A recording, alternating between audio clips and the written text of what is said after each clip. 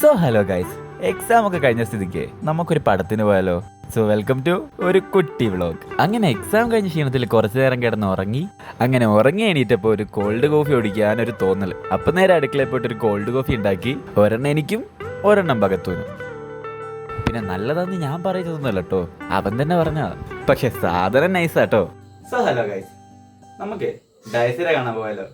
അങ്ങനെ കുളിച്ച് റെഡിയായി നമ്മൾ നേരെ സിനിമക്ക് വിട്ടു. ഇതാണ് BM സിനിമാസ് തൊട്ടിൽപ്പാലം. ഇവിടെ നിന്നാട്ടോ നമ്മൾ സിനിമ കാണുന്നത്.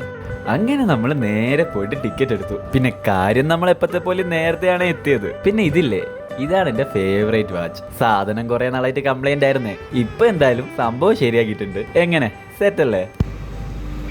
ഒറ്റയ്ക്ക് വന്ന് കാണില്ല സോ സുഖം യുനോ.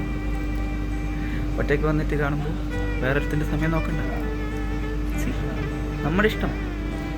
സോ ഒറ്റയ്ക്ക് വന്നിട്ട് സിനിമ കാണും.